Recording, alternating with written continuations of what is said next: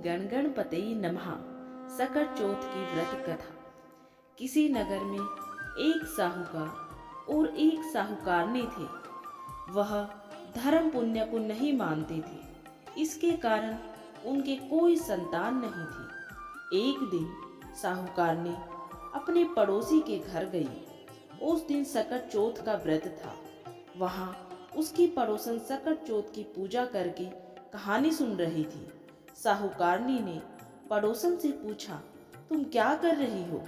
तब पड़ोसन बोली कि आज सकट चौथ का व्रत है, इसलिए कहानी सुन रही हूँ। तब साहूकारनी बोली, चौथ के व्रत करने से क्या होता है? तब पड़ोसन बोली, इसे करने से अन्न धन सुहाग पुत्र सब मिलता है। तब साहूकारनी ने कहा, यदि मेरा गर्भ रह जाए तो मैं 1.25 सेर तिलकुट करूंगी और चौथ का व्रत करूंगी। श्री गणेश भगवान की कृपा से साहूकारनी की गर्भ रह गया तो वो बोली कि मेरे लड़का हो जाए तो मैं 2.5 सेर तिलकुटा करूंगी। कुछ दिन बाद उसके लड़का हो गया तो वो बोली कि हे चौथ भगवान, मेरे बेटे का विवाह हो जाएगा तो 5.25 सेर का तिलकुटा करूंगी। कुछ वर्षों के बाद उसके बेटे का विवाह तय हो गया और उसका बेटा विवाह करने चला गया, लेकिन उस साहूकारनी ने तिलकुटा नहीं किया। इस कारण से चौथ देव क्रोधित हो गए और उन्होंने फेरों से उसके बेटे को उठाकर पीपल के पेड़ पर बिठा दिया। सभी वर को खोजने लगे पर वो नहीं मिला। हताश होकर सारे लोग अपने अपने घर को लौट गए। इधर जिस लड़की से साहूकारनी के लड़के का विवाह होने वाला था, वह अपनी सहेलियों के साथ गणगौर पूजने के लिए जंगल में दूब लेने गई। तभी रास्ते में पीपल के पेड़ से आवाज आई, ओ मेरी अर्धब्याही। ये बात सुनकर जब लड़की घर आई, उसके बाद वह धीरे धीरे सूखकर काटा होने लगी। एक दिन लड़की की माता ने कहा, मैं तुम्हें अच्छा खिलाती हूँ, अच्छा पहनाती हूँ, फिर भी तू सूखती जा रही है, ऐसा क्या हो गया? तब लड़की अपनी माँ से बोली कि वह जब भी दूब लेने जंगल जाती है तो पीपल के पेड़ से एक आदमी बोलता है कि ओ मेरी अर्धब्याही। उसने मेहंदी लगा रखी है और सेहरा भी बांध रखा है। तब उसकी माँ ने पीपल के पेड़ के पास जाकर देखा, ये तो उसका जमाई ही है।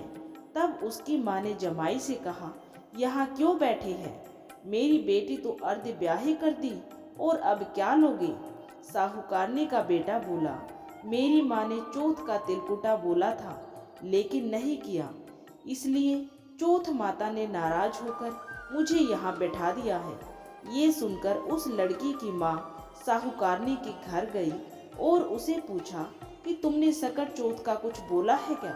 तब साहूकारनी बोली, तिलकुटा बोला था। उसके बाद साहूकारनी बोली, अगर मेरा बेटा घर आ जाए तो 2.5 मन का तिलकुटा करूंगी। इससे श्री गणेश जी भगवान जी प्रसन्न हो गए और उसके बेटे को फेरों में लाकर बैठा दिया। बेटे का विवाह धूमधाम से हो गया।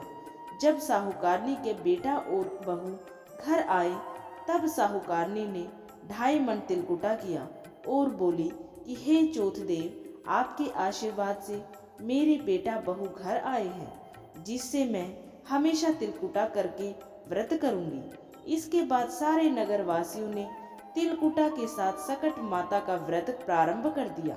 हे सकट चौथ माता, जिस तरह साहूकारनी को बेटे बहू से मिलवाया, वैसे ही हम सबको मिलवाना। इस कथा को कहने सुनने वालों का भला करना। बोलो सकट चौथ माता की जय, श्री गणेश देव भगवान जी की जय। अब आप सभी सुनिए सकट चौथ के व्रत की दूसरी कथा। किसी नगर में एक कुम्हार रहता था। एक बार जब उसने बर्तन बनाकर आवा लगाया तो आवा नहीं पका।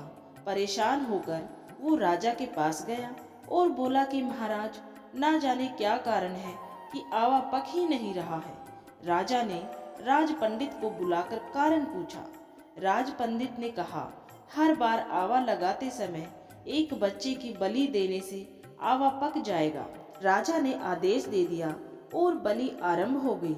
जिस परिवार की भी बारी होती, वह अपने बच्चों में से एक बच्चा बलि के लिए भेज देता।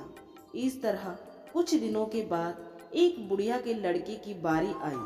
बुढ़िया के एक ही बेटा था तथा उसके जीवन का सहारा था, पर राजा की आज्ञा के सामने कुछ नहीं चलता। दुखी बुढ़िया सोचने लगी, मेरा एक ही बेटा है, वो भी संकट के दिन मुझसे जुदा हो जाएगा। तभी उसको एक उपाय सूझा। उसने लड़के को सकट की सुपारी तथा दूब का बीड़ा देकर कहा, भगवान का नाम लेकर आवे में बैठ जाना, सकट माता तेरी रक्षा करेंगी। सकट के दिन बालक आवा में बैठा दिया गया और बुढ़िया सकट माता के सामने बैठकर पूजा प्रार्थना करने लगी। पहले तो आवा पकने में कई दिन लग जाते थे, पर इस बार सकट माता की कृपा से एक ही रात में आवा पक गया। सवेरे कुम्हार ने देखा तो हैरान रह गया।